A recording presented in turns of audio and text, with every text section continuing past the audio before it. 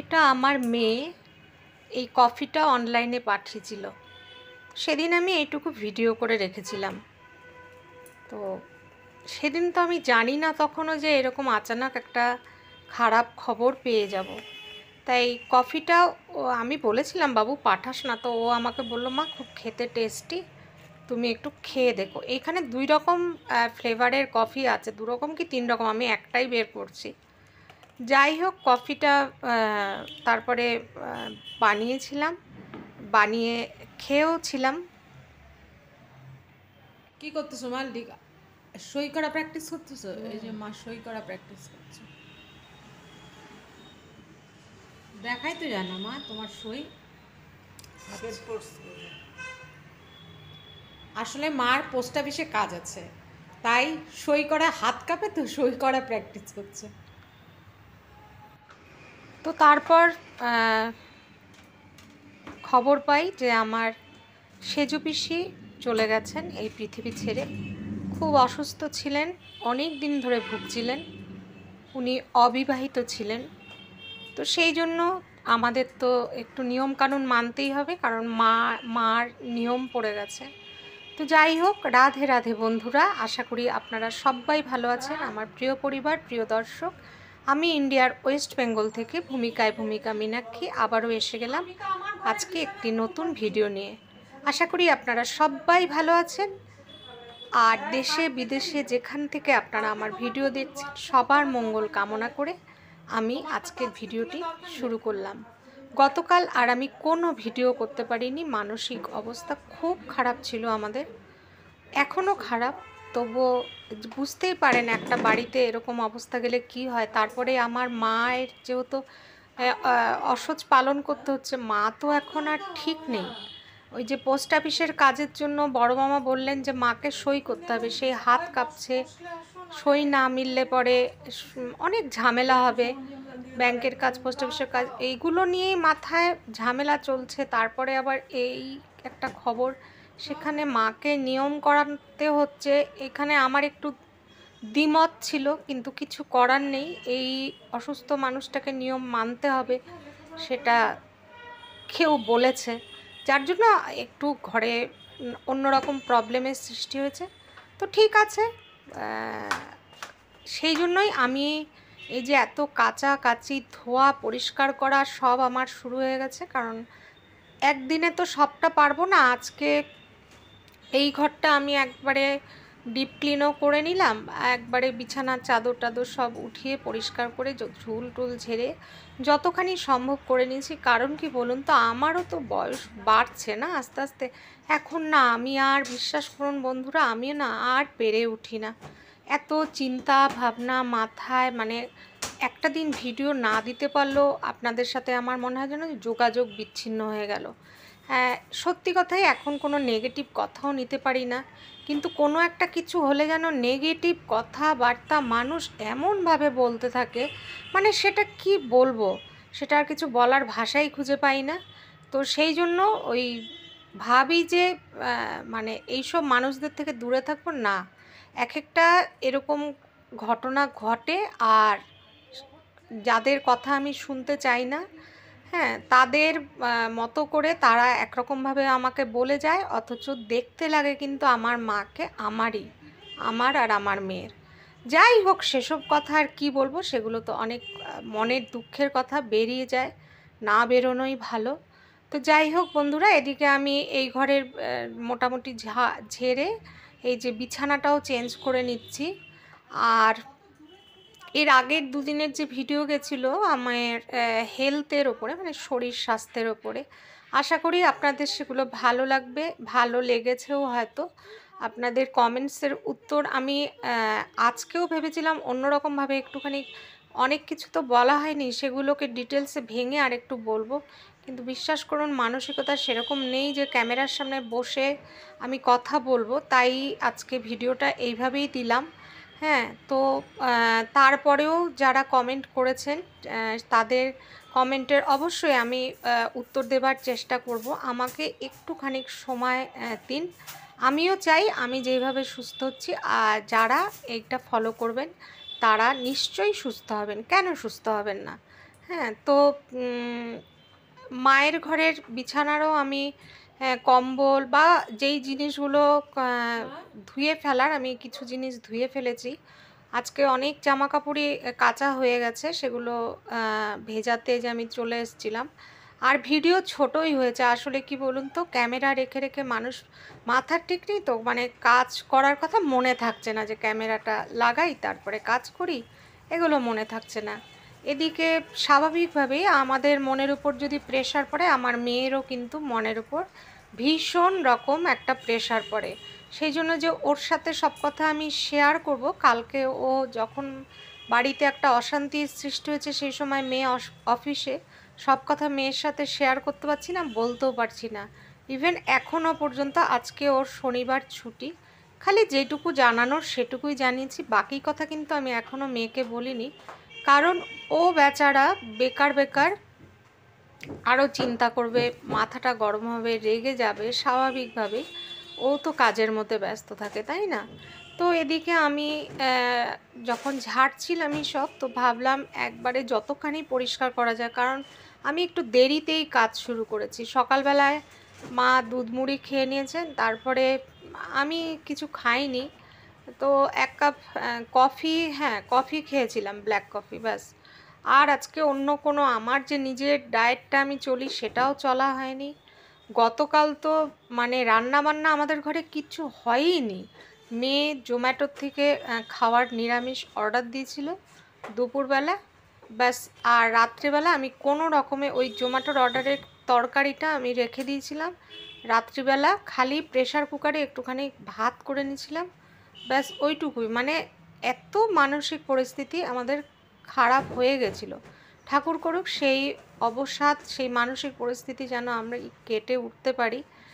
আর আমি, আমার মা, আমার মেয়ে, সবাই যেন আমরা কেটে উঠতে পারি। আর সবচেয়ে বড় ব্যাপার, মা তো এখন সব কিছু ভুলে যান, কাকে কখন কি বলছেন না বলছেন, ফোনে সারাদিন কথা বলতে থাকেন তো, আর সেই জেদটা তার পর মুহূর্তেই ভুলে যায়, তারপরেই আমার ওপর এসে পড়ে। ব্যাপারটা হয়ে গেছে এখন এখানে। তো যাই হোক, এদিকে সব ধুলো ময়লা সমস্ত কিছু পরিষ্কার করে এদিকটা গুছিয়ে নিচ্ছিলাম। আর অনেক কিছুই অফ ক্যামেরায় হয়, সব তো আর দেখানো যায় না। এই যখন মনে পড়লো ঘর ঝাড় দিতে দিতে, আচ্ছা ক্যামেরাটা একটু অন করি, তো ক্যামেরাটা একটু অন করে নিলাম। তো বন্ধুরা যারা আমাকে লাইক করছেন, সাবস্ক্রাইব করছেন, সত্যি ভালো লাগছে।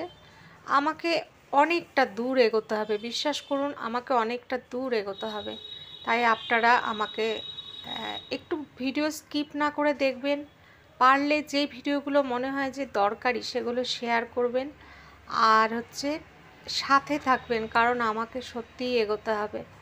হ্যাঁ, তো জীবনটা একটা লড়াই, জানেন তো, জীবনটা একটা লড়াই। সেই লড়াইটা জীবনের হয়তো সবারই আছে, অন্য কোনো রকমভাবে, আমার একরকম বা অন্যদের একরকম, এরকমভাবে তো লড়াই প্রত্যেকের জীবনেই আছে।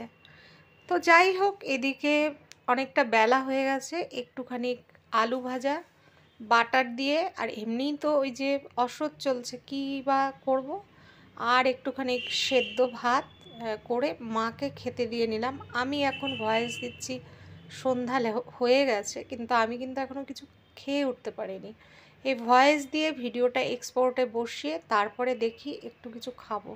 আমার খাওয়ার না ভেতরে ঢুকছেই না, বিশ্বাস করুন। 1 কাপ কফি খেয়েই কিন্তু আমি এখন অবধি আছি।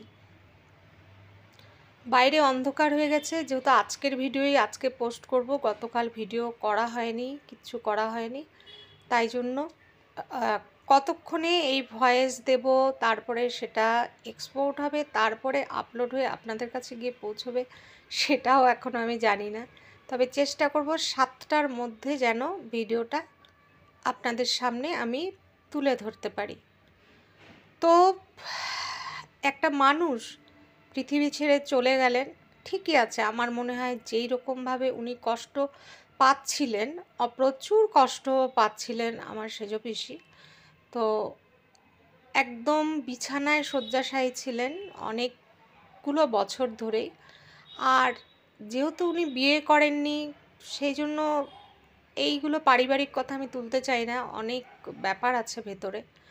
তো সেই জন্য ওনার আমার মনে হয় যা কষ্ট পাচ্ছিলেন, ঠিক আছে, উনি সেখান থেকে চলে গেছেন, ঈশ্বরের কাছে চলে গেছেন। ঈশ্বর এখন ওনাকে, খুব ভালো মানুষ ছিলেন, ভীষণ ভালো মানুষ ছিলেন, এটুকু বলতে আমি কোনো দিন দ্বিধা করব না।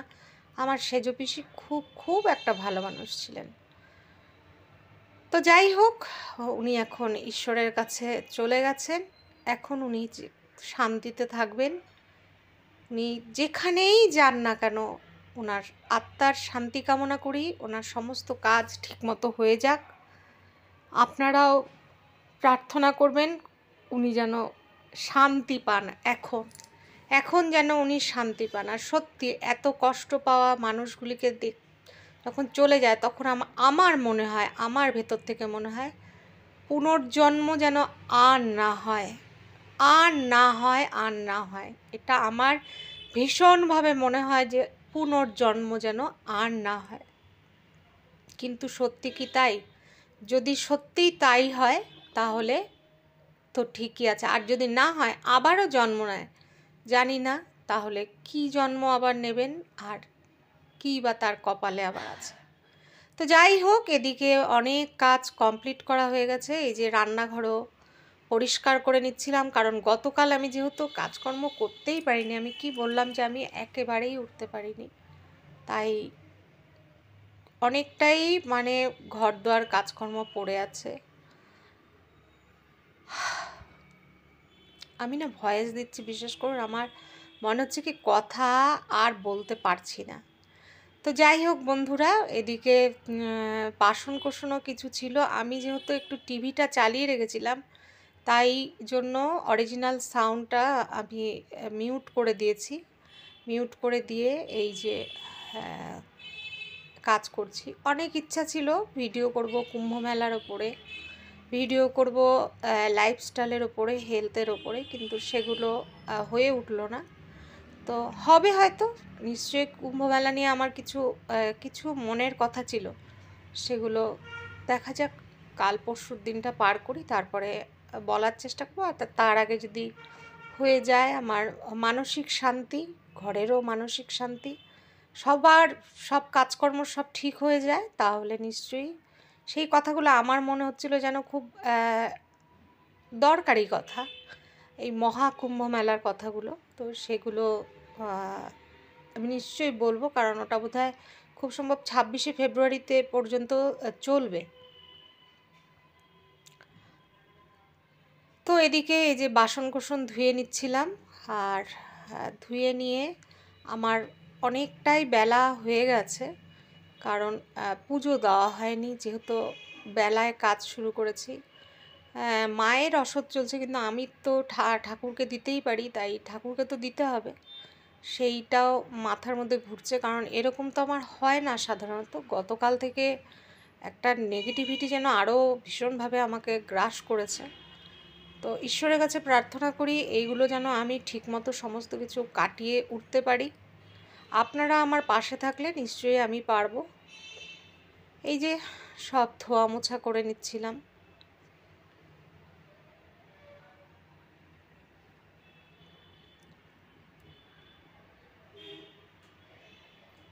আর সত্যি কথা, এখন না আমি আর পারি না, বিশ্বাস করুন, আমি না আর পারছি না এত কাজকর্ম করতে, না আর ভালো লাগছে না। মেয়ের সাথে কথা হয়েছে, ও বলছিল মা ভালো লাগছে না কিছু। আমি বললাম হ্যাঁ রে, কিছু ভালো লাগছে না।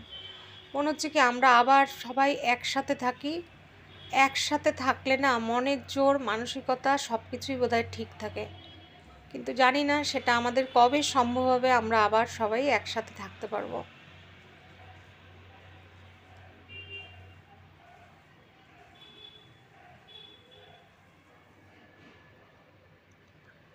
এদিকে সূর্য তখন পশ্চিম আকাশে চলে গেছে, দেখুন সূর্য কিন্তু পশ্চিম আকাশে। আমি কাপড় চোপড়গুলো যেগুলো ধুয়েছিলাম সেগুলো জানি আজকে আর কিছু শুকোবে না, তবুও এই যে মেলে দিচ্ছি। সারা রাতে যতটুকু টানে, আবার সকালে যদি রৌদ্রু ওঠে, সেরকমভাবে তো এখন রৌদ্রুর তেজ নেই, তো তারপরে সেগুলো কালকে দেখি কখন শুকায়। কারণ কালকেও আমার প্রচুর জিনিসপত্র, সেগুলো কালকেই ধুয়ে ফেলতে হবে, কারণ কালকে মার ঘরটা ওইটাকে আমার সমস্ত ধুয়ে মানে পরিষ্কার করে সব ওইখানে কাচাকাচি ওগুলো আছে, মাকে পরিষ্কার করানো। তো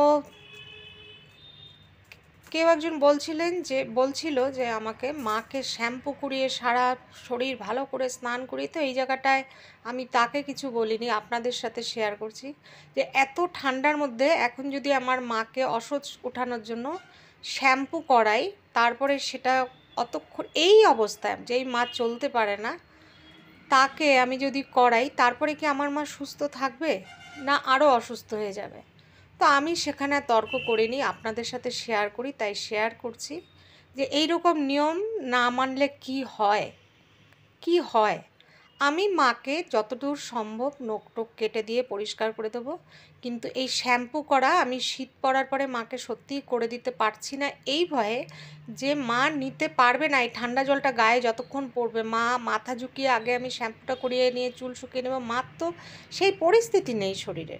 তাই আমি ভেবেছি মাকে হাত নখ হাত নখ টোক কাটা, যেগুলো কাটা ভালো করে স্নান, যতদূর সম্ভব স্নান করে আমি গঙ্গার জল ছিটিয়ে দেবো, কারণ এতটা নিয়ম করলে আমার মা কিন্তু অসুস্থ হয়ে যাবেন। বন্ধুরা, গতকাল আমার ভিডিও যায়নি, ভিডিও দিতে পারিনি, কারণ আমি পরশুদিন রাতে আমার সেজ পিসি মারা গিয়েছেন। উনি যেহেতু বিবাহিত ছিলেন না, তাই জন্য আমাদের ঘরে অসহ্য, যেহেতু মাকে পালন করতে হচ্ছে, সেই জন্য প্রচুর মানে একটু অন্যরকম মানসিকতায় আছে আর কি। তো যাই হোক, আমি এই এখন বাজে 4:45, আমি এই যে স্নান করে বেরোলাম, প্রচুর ধোয়া কাচা সারাদিনে, কারণ কালকের মধ্যে আমাকে সব কমপ্লিট করতে হবে। যেহেতু উনি অবিবাহিত ছিলেন, তাই ডিসিশান বড়রা নিয়েছেন যে 3 দিনে কাজ হবে। তো আগামীকাল মনে হয় সমস্ত কাজকর্ম, ঘাট কাজ টাজ মনে হয় সেগুলো হবে। তো যাই হোক, আমি ভিডিওটা শেষ করতে আসলাম। সবাই আমার পাশে থাকবেন, সাথে থাকবেন। একটু ভালো লাগলে লাইক সাপোর্ট করবেন। আজকে আর কথা বলার মতো সত্যি আমার দম নেই। ঠিক আছে, সবাই আমার পাশে থাকবেন।